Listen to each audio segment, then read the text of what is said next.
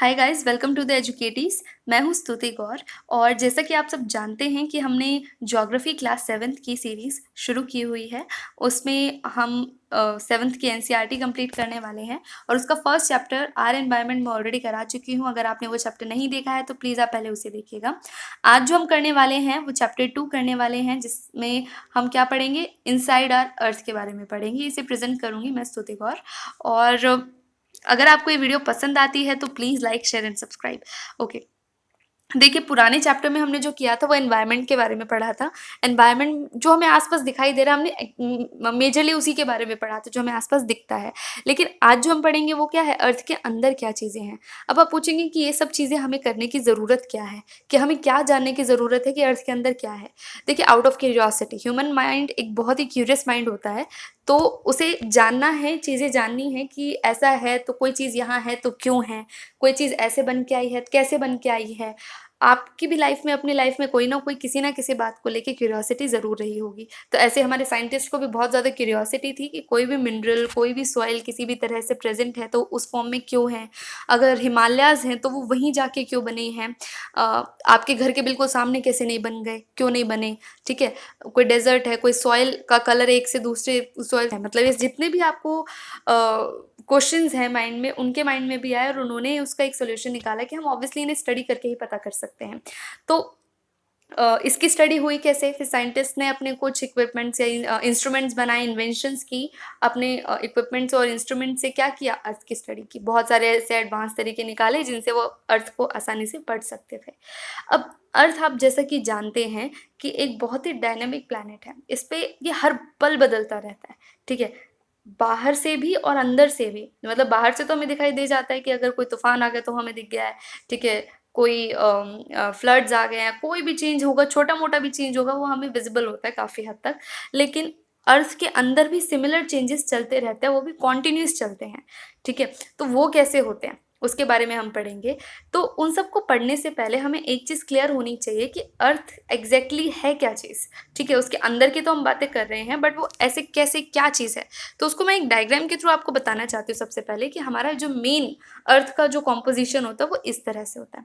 उसमें आपको जो 3 वर्ड्स याद रखने हैं वो आपको हमेशा याद रखने हैं, क्या, कि क्रस्ट, मेंटल एंड कोर। ये 3 वर्ड्स आपको हमेशा याद रखने हैं। कौन से, क्रस्ट, मेंटल एंड कोर। तो आप देख रहे हो ये डायग्राम में क्लियरली डिफाइंड है कि क्रस्ट क्या है, बाहर की जो लेयर है, पूरी जो बाहर की लेयर हो गई ये हमारी हो गई क्रस्ट। ठीक है, ये बाहर की जितनी भी लेयर है ये मेरी हो गई क्रस्ट। उसके बाद नेक्स्ट स्टेप में जाएंगे तो हम आएंगे मेंटल पे। ये जो नेक्स्ट है ये मेंटल हो गया हमारा। और तीसरा, मेंटल के बाद आप जाओगे तो हमारी आ जाएगी कोर, मतलब एक आउटर कोर है फिर इनर कोर है, तो ये हमारी कोर आ गई। तो आप इसमें देख रहे हैं कि अर्थ के 3 मेजर पार्ट्स में अगर हम उसे डिवाइड करें तो 3 मेजर पार्ट्स में आती है वो, क्रस्ट, मेंटल एंड कोर। अब इन तीनों को हम डिटेल में करेंगे, लेकिन उससे पहले आप एक और दूसरा डायग्राम देख लीजिए जिससे आपको और क्लैरिटी आ जाएगी कि अर्थ किस तरह से फॉर्म्ड है। आप देख रहे हो कि अर्थ जैसे अनियन होता है, उसमें बहुत सारी लेयर्स होती हैं। तो सेम ऐसे हमारे अर्थ में भी बहुत सारी लेयर्स हैं। ठीक है, कंसेंट्रिक लेयर्स, एक के अंदर एक के अंदर एक के अंदर जो सर्कल्स होते हैं, इस तरह से सर्कल्स हैं वो। तो सबसे आउटर मोस्ट जो सर्कल हो गया वो हो गया हमारा क्रस्ट। उसके बाद वाला जो हो गया वो हो गया मेंटल, और उसके बाद वाला हो गया कोर। ठीक है, अब आप देख रहे हो कि क्रस्ट बहुत ही पतली सी है। ठीक है, बहुत ही थिन है as compare to mantle and core. देख रहे हैं आप सब। तो इससे हमें एक और फीचर पता चल गया कि जो क्रस्ट है, एक तो वो आउटर मोस्ट लेयर होती है, दूसरा वो थिनेस्ट भी है अमंग द 3। ठीक है, इन तीनों में सबसे जो पतली लेयर होगी वो हमारी होगी क्रस्ट की।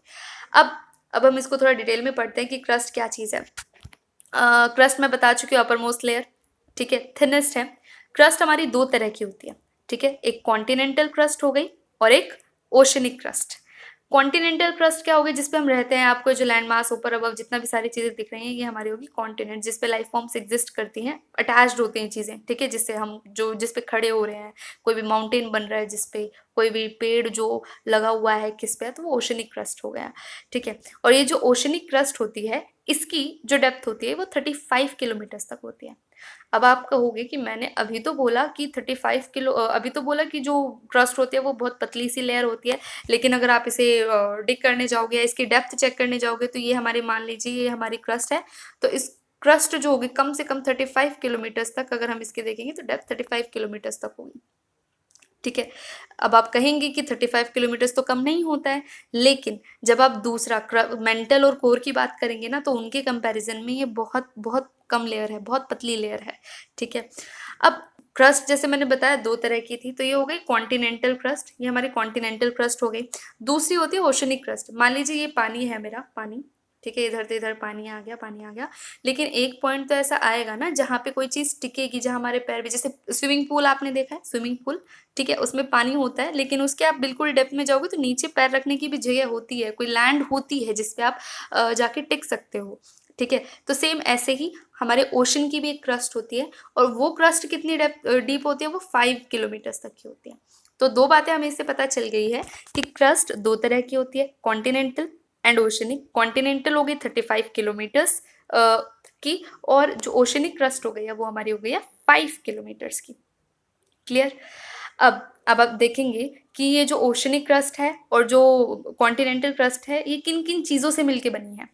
ठीक है। तो ओशनिक क्रस्ट जो होती है, ओशनिक क्रस्ट हमारी जो होगी, कि किससे, उसके जो मेन मिनरल कॉन्स्टिट्यूएंट्स हैं कॉन्टिनेंटल मास के, वो है सिलिकॉन एंड एल्यूमिनियम। मतलब कि जो कॉन्टिनेंटल क्रस्ट है वो दो चीज़ों से मेनली मिलके बनी है, सिलिकॉन और एल्यूमिना, मतलब ये सिलिका और एल्यूमिना बोल देते हैं, सिलिकॉन और एल्यूमिनियम, उनसे मिलके बनी है, और इनको इसी वजह से सियाल बोलते हैं। सिलिकॉन का SI, एल्यूमिनियम का AL। ओके, तो इसीलिए हम सियाल बोलते हैं। तो आपसे ये एग्जाम में पूछा जा सकता है कि कॉन्टिनेंटल क्रस्ट किन किन कॉम्पोनेंट्स, मिनरल कॉम्पोनेंट से मिलके बनती है, उनको बोलते हैं सियाल, यानी सिलिकॉन एंड एल्यूमिनियम। ओके। और जो ओशनिक क्रस्ट है, ओशनिक क्रस्ट किससे मिलके बनी होती है, सिलिकॉन एंड मैग्नीशियम। ठीक है, इन मिनरल से मिलके बनी होती है, सिलिका और मैग्नीशियम से, इसीलिए इसे सीमा बोलते हैं। ठीक है। तो एक और बात हमारी क्लियर हो गई यहाँ पे कि जो कॉन्टिनेंटल क्रस्ट है वो सियाल, और जो ओशनिक क्रस्ट है सीमा। सियाल मीन सिलिकॉन एल्यूमिनियम, एंड सीमा। अभी तक हमने क्रस्ट पूरा कर लिया है। क्रस्ट एक बार हम फिर से गो थ्रू करते हैं। Upper most layer thinnest oceanic crust जो होती है वो 5 किलोमीटर्स की, कॉन्टिनेंटल 35 किलोमीटर्स की, और जो कॉन्टिनेंटल क्रस्ट है वो सियाल से मिलके बनी होती है, यानी सिलिकॉन और एल्यूमिनियम, और जो ओशनिक क्रस्ट होती है वो हमारी सीमा से मिलके बनी होती है, यानी सिलिकॉन एंड मैग्नीशियम। क्लियर, इतना समझ आ गया हमें। दूसरी लेयर अब कौन सी है, बात करेंगे तो मेंटल कितनी होती है। अब देखो, क्रस्ट के जस्ट नीचे ही जो लेयर होते हैं उसको मेंटल बोलते हैं, और उसकी जो डेप्थ होती है वो 2900 किलोमीटर्स होती है। अब आप देखिए, क्रस्ट सिर्फ 35 किलोमीटर्स की डेप्थ है उसकी, लेकिन जो मेंटल है वो 2900 किलोमीटर्स की है। तो आपको अब समझ आ ही गया होगा कि मैं उसे थिनेस्ट क्यों कह रही थी। ठीक है। तो अब ये देखिए, इसके बारे में हम पढ़ेंगे क्या, कि जो मेंटल है वो 2900 किलोमीटर्स की डेप्थ होती है, और जस्ट मेंटल के नीचे ही जो इनर मोस्ट, सबसे अंदर की जो लेयर होती है उसको हम बोलते हैं कोर, और उसकी रेडियस तो देखिए 3500 किलोमीटर्स, बहुत ज़्यादा होती है। तो उसकी रेडियस कितनी हो गई है, 3500 किलोमीटर्स। और ये मेनली किससे मिलके बनी होती है, निकल और आयरन से मिलके बनी है, इसलिए इसको निफ या निफ भी बोलते हैं। ठीक है। निकल का Na और आयरन का Fe। अब आयरन का Fe क्यों है, क्योंकि आयरन को फेरस बोला जाता है। ठीक है। तो फेरस उससे बोलते हैं, इसलिए निफ है। ठीक है। और जो सेंट्रल कोर है वो अपने, देखिए आपने आउटर और इनर कोर के बारे में पढ़ा है ना, आउटर कोर और इनर कोर। तो आप देखेंगे कि आउटर जो कोर होगी ये तो थोड़ा फिर भी लिक्विड फॉर्म में होगी, और जो इनर कोर होगी ये सॉलिड फॉर्म में होती है हमेशा। ठीक है। तो आउटर कोर हमारा लिक्विड में आ जाती है, क्योंकि और जो मेंटल होता है ये भी हमारा मोल्टन स्टेट में होता है। मोल्टन यानी लिक्विड ही होता है। ठीक है, मोल्टन स्टेट में होगा, और जो बिल्कुल इनर कोर है वो हमारी सॉलिड होगी। ओके, इतना हमारा क्लियर है। अब एक और इम्पॉर्टेंट फैक्ट हमें यहाँ पता चल रहा है कि जो क्रस्ट है, क्रस्ट का जो है वो सिर्फ 1% होती है पूरी अर्थ का वॉल्यूम का, 80 और 15% हमारा कोर होता है, और जो अर्थ की रेडियस है वो 6371 किलोमीटर्स होती है। ये कुछ यहाँ तक हमारा पूरा हो गया है क्या, कि क्रस्ट, मेंटल, कोर क्या थी। अब हमने अर्थ की कॉम्पोजिशन देखा है कि वो किन किन चीज़ों से मिलके बनी होती है। ठीक है। अब हम पूछेंगे कि अब इससे हमें मेनली क्या पता चला कि अर्थ के इंटीरियर में एग्जैक्टली है क्या। इससे हमें ये बातें तो पता ही नहीं चली कि हम अपनी लाइफ में अपने, या जितने भी अपने आसपास जो हैं पत्थर देखते हैं वो बहुत अलग होते हैं एक दूसरे से, सॉइल देखते हैं उनका टेक्सचर एक दूसरे से बहुत अलग होता है। तो ये क्यों होते हैं, इसका आंसर तो हमें अभी तक नहीं मिला। तो हमने और क्या किया, और स्टडी किया। अब हम पढ़ेंगे अर्थ के जो रॉक्स और मिनरल्स हैं उनके बारे में। अब देखते हैं, जो अर्थ की क्रस्ट है वो अलग अलग रॉक से मिलके बनी है, ठीक है। और कोई भी नेचुरल मास जो होता है मिनरल मैटर का मिला के, अब रॉक क्या चीज है, रॉक क्या है कि natural mass of mineral matter that makes up the earth crust. Earth के क्रस्ट पे जितना भी मिनरल मैटर है, ठीक है, और उसमें कोई मास है तो उसको हम क्या बोलेंगे, रॉक्स। ये नेचुरली अकर करते हैं, कोई जाके उसे बना नहीं रहा है। आप सॉइल को जाके ऐसे नहीं फूक मारी और आपने सॉइल बना दिया, ऐसे नहीं होता है, ठीक है। वो नेचुरली अकर एग्जिस्ट करती है। तो ऐसे कोई भी naturally existing matter, mineral matter जो अर्थ के क्रस्ट को मिलके बना रहा है, उसको हम रॉक बोल देते हैं।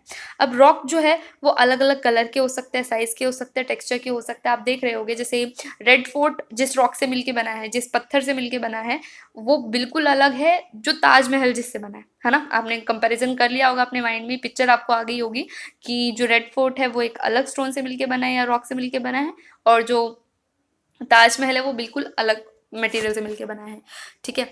अब इनमें ही डिफ्रेंशिएट करने के लिए रॉक्स को हम मेजरली तीन कैटेगरीज में डिवाइड करते हैं। यानी हमारे जो तीन मेजर टाइप के रॉक्स हैं वो हमारे igneous, sedimentary and metamorphic rocks. तीन तरह के कौन से हो गए हैं हमारे, igneous, sedimentary and metamorphic rocks. ये देखिए, igneous, sedimentary and metamorphic rocks. अब इनको हम डिटेल में पढ़ने वाले हैं। इग्नियस, अब इग्नियस का मतलब ये होता है फायर, इग्नाइट, ठीक है, यानी फायर यानी आग, और इनसे मिलके बने होते हैं ये। तो अब ये कहाँ से आया है, कैसे मिले हैं, तो ये बात का आंसर हमें पता है। आपको पता है वॉल्केनो इरप्ट होता है जिस जगह से, ठीक है। आपको बताया जो क्रस्ट है उसके नीचे जस्ट होता है मेंटल, ठीक है। और जो मेंटल होता है वो काफ़ी गर्म होता है और लिक्विड स्टेट में एग्जिस्ट करता है। तो जब मोल्टन मैग्मा, अब मोल्टन मैग्मा क्या होता है उसके बारे में बताती हूँ मैं आपको। मान लीजिए ये हमारा कोई रॉक है, इधर इसके नीचे है हमारा लावा, वॉल्केनो है ये कोई, ठीक है। वॉल्केनो के नीचे आपने मूवीज में भी देखा होगा कि कोई भी ऋषि मुनि जब बहुत ही गुस्से में आ जाते थे तो वॉल्केनो इरप्ट हो जाता था, लावा फूटने लग जाता था, ये सब। अब मैग्मा क्या हो, इनमें क्या डिफरेंस है ये बात बताती हूँ मैं। देखिए, जब तक वो लिक्विड सब्सटेंस हमारा वॉल्केनो के अंदर है, अभी उबल रहा है यहीं पे, उसको तो हम बोल देते हैं मैग्मा। जैसे ही वो इरप्ट होके बाहर आ जाएगा, जैसे ही वो इरप्ट होके बाहर आ जाएगा, उसको हम क्या बोल देते हैं, उसको हम बोल देते हैं लावा। अगर ये बाहर आ गया इरप्ट होके तो ये क्या आ जाएगा, हमारा लावा बन जाएगा, ठीक है। तो जब ये मैग्मा ठंडा हो जाता है, मोल्टन मैग्मा ठंडा, अब जैसे क्या होगा, इरप्ट हुआ, बाहर आ गया, बाहर आने के बाद ये ठंडा होगा, ठंडा होने के बाद सॉलिडिफाई हो जाएगा, सॉलिड बन जाएगा और रॉक में कन्वर्ट हो जाएगा, ठीक है। तो इस प्रोसेस से बनने वाले जो रॉक्स होते हैं उनको हम इग्नियस रॉक्स बोलते हैं, ठीक है, इग्नियस, ठीक है, जो मैग्मा से मिलके बना होता है। अब इग्नियस रॉक्स हमारे दो तरह के हो गए, एक इंट्रूसिव और एक एक्सट्रूसिव, एक इंट्रूसिव एक एक्सट्रूसिव, ठीक है। जब ये बाहर आ जाते हैं, बाहर आ जाए और ठंडा हो जाए, ठीक है, ठंडे हो जाए, जो मतलब लावा से मिलने वाले जो पत्थर हो गए, यानी वो जब लावा हमारा ठंडे पत्थर बन जाता है, रॉक बन जाता है, तो उसको तो हम बोलते हैं एक्सट्रूसिव, वो बाहर आ गया, एक्सट्रूसिव हो गया, ठीक है। लेकिन अब इस प्रोसेस में, अभी अंदर से बाहर जा रहे हैं जब, इस प्रोसेस में ऐसा थोड़ी है कि सारा ही जो मैग्मा है वो बाहर आ गया, ऐसा तो नहीं होता है। कुछ मैग्मा जो अंदर बच जाता है और जड़ा हो जाता है तो वो रॉक बनाता है, और उस तरह से बनने वाले रॉक्स को हम इंट्रूसिव इग्नियस रॉक्स बोल देते हैं, ठीक है। तो अब आप देख रहे हैं क्या कि इग्नियस रॉक्स हमारे दो तरह के हो गए, इंट्रूसिव, इंट्रूसिव यानी जब लावा बाहर आ गया, बाहर आने के बाद मतलब जब मैग्मा बाहर आ जाता है उसे हम लावा बोलते हैं, ठीक है। और जब वो लावा ठंडा हो जाता है तो उनसे जो रॉक्स बनते हैं वो होता है एक्सट्रूसिव इग्नियस रॉक्स। और जो मैग्मा अंदर बच जाता है, अंदर बचने के बाद वो जब वो ठंडा होता है उसको हम बोलते हैं इंट्रूसिव। अब एक और कॉमन सी बात है कि जो चीज़ बाहर आ गई, यानी जो एक्सट्रूसिव इग्नियस रॉक्स हैं वो जल्दी कूल डाउन होंगे as compare to intrusive igneous rocks. इतना क्लियर हो गया हमें। तो अभी हम देखते हैं आगे क्या है इग्नियस। अब इग्नियस मैंने बताया, जब लावा क्या है, एक्चुअली क्या है, मोल्टन मैग्मा है जो बाहर आ जाता है, अर्थ के इंटीरियर से बाहर आ जाता है और जो सरफेस पे आ जाता है अर्थ के, उसको हम लावा बोल देते हैं। और जब ये मोल्टन लावा अर्थ के सरफेस पे आता है तो ये जल्दी से ठंडा हो जाता है और सॉलिड हो जाता है। तो इस तरह से बनने वाले जो रॉक्स हैं क्रस्ट पे जो बनेंगे वो हमारे क्या कहलाते हैं, वो हमारे कहलाते हैं igneous rocks, extrusive igneous rocks, ठीक है। वो बहुत ही फाइन ग्रेन स्ट्रक्चर के होते हैं। और इनसे बनने वाला जो एग्जाम्पल है मतलब वो बेसाल्ट है। जो एक्सट्रूसिव इग्नियस रॉक का जो एग्जाम्पल हो गया वो हो गया हमारा बेसाल्ट। देखिए आपके यहाँ पे लिखा भी हुआ है, ठीक है। तो एक्सट्रूसिव इग्नियस रॉक्स का एग्जाम्पल क्या होगा? बेसाल्ट। अब बेसाल्ट जो पूरा डेक्कन प्लेटू है वो बेसाल्ट रॉक से मिलके ही बना है। अब कई बार क्या होता है, ये जो मोल्टन मैग्मा है ये अंदर ही, अर्थ के अंदर ही क्या हो जाता है, और उनसे जो रॉक्स बनते हैं उनको हम इंट्रूसिव इग्नियस रॉक बोलते हैं। ये बात मैं बता चुकी हूँ। अब क्योंकि अंदर है तो ये इतनी आसान, अंदर का जो टेम्परेचर होता है, अर्थ के अंदर का टेम्परेचर वो काफ़ी ज़्यादा होता है, तो उसको ठंडा होने में टाइम लगता है, धीरे धीरे ठंडा होता है और ये बड़े बड़े ग्रेन्स बनाने लग जाता है। तो इसीलिए इसका एक एग्जाम्पल हम जो है वो क्या बताएंगे? ग्रेनाइट एक एग्जाम्पल है इंट्रूसिव इग्नियस रॉक्स का। ये सीधा पूछ लिया जाता है आपसे कि आप एक एक्सट्रू इग्नियस रॉक एग्जाम्पल बताइए, तो आप बेसाल्ट बेसाल्ट एग्जाम्पल बताएंगे। और फिर आप अगर आपसे पूछा जाए कि इंट्रूसिव का बताइए तो इंट्रूसिव कौन सा होगा? ग्रेनाइट, ठीक है। अब आगे देखिए, इसके बाद जो सॉलिड रॉक्स जो बनते हैं वो बता चुके हैं इंट्रूसिव होते हैं। अब फॉसिल्स, इस पे हम बाद में आएंगे, उससे पहले मैं आपको एक दूसरे तरह का एग्जाम्पल बताती हूँ। अब क्या होता है, जो ये रॉक्स होते हैं ये रोल डाउन होते हैं, मतलब आपस में टकराते हैं, रोल करके जाते हैं, कई बार नदियाँ इन्हें ले जाती हैं, ठीक है, तो अपने साथ पानी के साथ बहा के ले जाती हैं। फिर इससे क्या होता है, वो एक दूसरे से आपस में टकराते हैं और क्या हो जाते हैं, पाउडर डाउन होने शुरू हो जाते हैं, ठीक है। एक दूसरे को हिट करेंगे तो छोटे टुकड़ों में बदल जाएंगे, ठीक है। और फिर ये छोटे छोटे टुकड़े एक जगह इकट्ठा होके फिर मिल के सॉलिडिफाई हो जाते हैं, तो उसको हम क्या बोलते हैं? सेडिमेंट्री रॉक्स, ठीक है। सेडिमेंट्स क्या होते हैं? इकट्ठा हो गया, ठीक है, कलेक्ट हो जाना, ठीक है, उसको बोलते हैं हम sediments.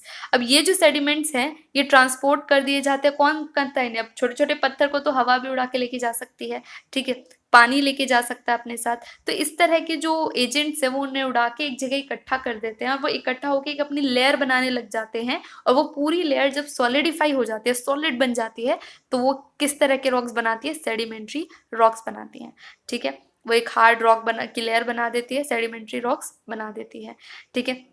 For example sandstone. Sandstone क्या है? वो मिट्टी के कणों से मिलके बना होता है, ग्रेन्स ऑफ सैंड इनसे मिलके बना होता है। और ये जो रॉक्स है, अब क्योंकि ये सेडिमेंट है, अब आप देखिए कि मान लीजिए कि एक पत्थर आया, डिपॉजिट होना शुरू हो गया, ठीक है, उधर कोई लाइफ फॉर्म्स थी तो वो उसके नीचे ही दब गई, फिर उसके ऊपर एक और लेयर आ गई, वो कई सालों तक दबी रही वो लाइफ फॉर्म, ठीक है। बहुत सालों तक दबने के बाद आपको पता है जब लाइफ फॉर्म, प्लांट, एनिमल, इस तरह की कोई चीज़ बहुत सालों तक दबी रह जाती है तो वो फॉसिल्स में कन्वर्ट हो जाती है, ठीक है, कोल और पेट्रोलियम में कन्वर्ट हो जाती है। तो इसीलिए सेडिमेंट्री रॉक ही एक तरह के टाइप के रॉक होते हैं जिनमें आपको फॉसिल्स मिलेंगे। फॉसिल्स क्या होते हैं आपको बताते हैं। फॉसिल्स होते हैं कोई डेड प्लांट और एनिमल जब रॉक्स की लेयर में ट्रैप होके रह जाते हैं, ठीक है, फंसे रह जाते हैं और हजारों सालों तक वो वहीं पे डिकम्पोज होते रहते हैं हाई प्रेशर और कंडीशंस में, तो फॉसिल्स बना देते हैं। अब ये देखिए, ये पिक्चर से आपको क्लियर होगा कि लेयर है, ये पूरा सेडिमेंट हो गया, एक के ऊपर एक के ऊपर एक के ऊपर एक लेयर बनती गई और हर लेयर में आपको अलग अलग लाइफ फॉर्म्स पता चलेंगी, ठीक है। तो ये हो गया हमारा सेडिमेंट्री। एक और एग्जाम्पल ये देखिए, सेडिमेंट्री रॉक्स है हमारा पूरा ये सेडिमेंट। आप ये लेयर्स देख पा रहे होंगे क्लियरली, लेयर्स देख पा रहे हो, तो ये सेडिमेंट्स हैं, एक के बाद एक के बाद एक कलेक्ट हुआ और फिर इकट्ठा होके सॉलिडिफाई हो गया, ठीक है।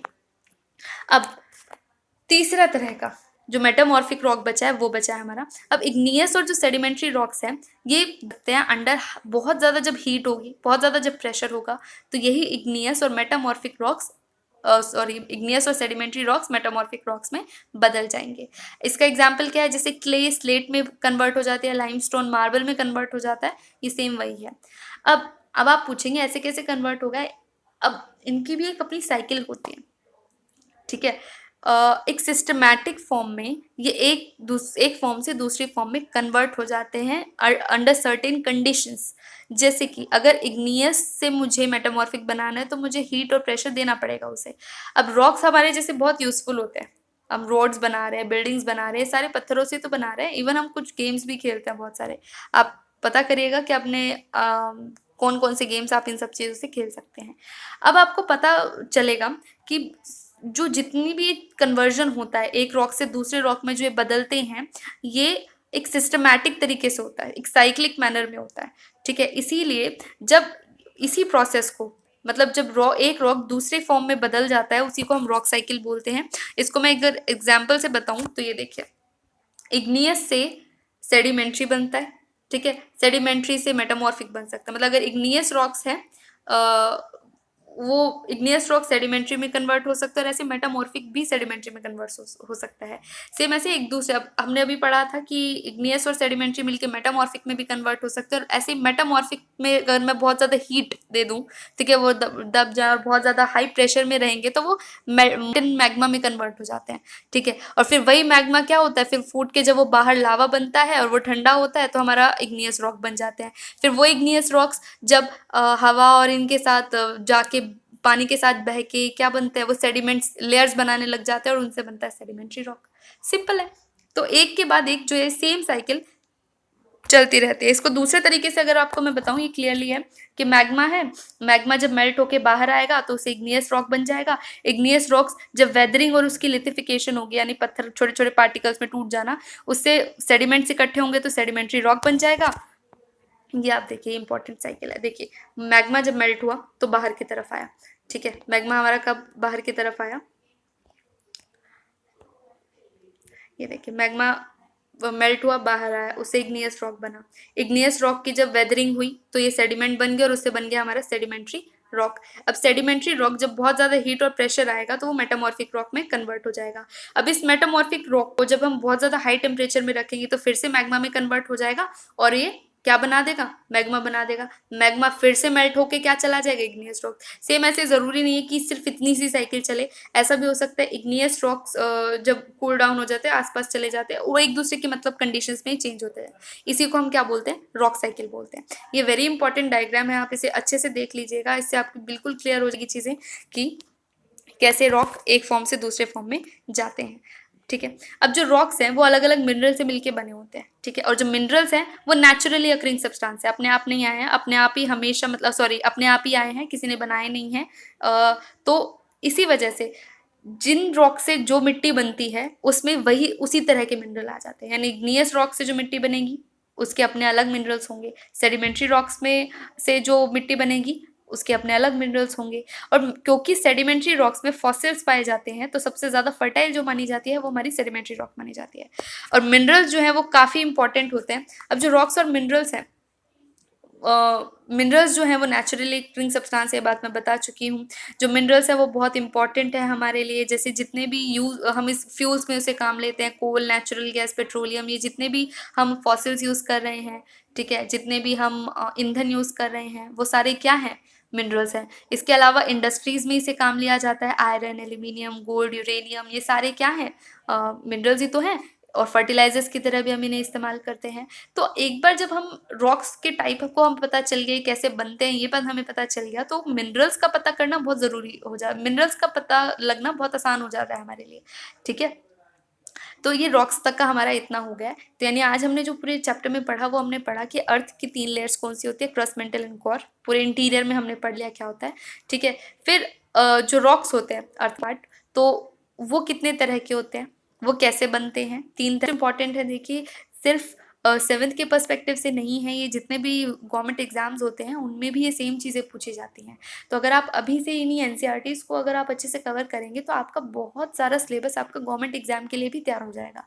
अब नेक्स्ट देखिए कुछ शॉर्ट नोट्स हैं जो कंपाइल किए गए हैं कि अर्थ क्या है। अर्थ 3 लेयर से मिलकर बनी होती है और कांस्टेंट चेंजेस अर्थ के अंदर होते रहते हैं। अब अर्थ के अंदर क्या है, अर्थ के अंदर सबसे पहले है क्रस्ट।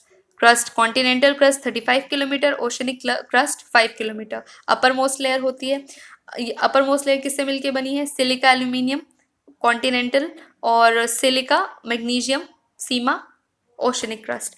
उसी के जस्ट बिलो होती है मेंटल 2900 किलोमीटर्स तक होती है, और उसके बाद होती है कोर 3500 किलोमीटर्स तक, जो किससे मिलके बनी होती है, कोर निकल और आयरन, यानी इन्हें निफे भी बोलते हैं, निफ भी बोलते हैं। अब रॉक्स और मिनरल्स की हम बात करें तो जो अर्थ की क्रस्ट है वो बहुत सारे रॉक से मिलके बनी है, ओके। और कोई भी जो रॉक है वो 3 तरह से मैग्मा कूल डाउन होता है, इट बिकम्स से जो रॉक्स बनते हैं वो इग्नियस रॉक्स होते हैं। इग्नियस 2 तरह के होते हैं, इंट्रूसिव एंड एक्सट्रूसिव, ठीक है। इंट्रूसिव कौन से हो गए हैं, जो मैग्मा अंदर ही बच जाता है और वो जब ठंडा होता है तो उनसे बनने वाले रॉक हो गए इंट्रूसिव। और जब लावा बाहर आ जाता है, लावा जब ठंडा हो जाता है हमारा, उससे मिलने वाले जो रॉक्स होते हैं वो होते हैं हमारे एक्सट्रूसिव। जब ये रॉक्स रोल डाउन होके छोटे छोटे फ्रेगमेंट्स में ब्रेक हो जाते हैं, टूट जाते हैं, तो उन छोटे छोटे पार्ट्स को हम बोलते हैं सेडिमेंट्स। वो सेडिमेंट्स जब इकट्ठा हो जाते हैं, कंप्रेस हो जाते हैं हाई टेम्परेचर में, तो एक सेडिमेंट्री रॉक बन जाता है हमारा। अब इग्नियस और जो सेडिमेंट्री रॉक है वो मेटामॉर्फिक रॉक्स में बदल जाते हैं हीट और प्रेशर में, और इसी को रॉक साइकिल बोलते हैं। यानी एक फॉर्म का दूसरे फॉर्म में बदलना, उसी को हम क्या बोल देते हैं, रॉक साइकिल बोल देते हैं। तो आज के लिए हमारा ये पूरा चैप्टर कंप्लीट हो चुका है।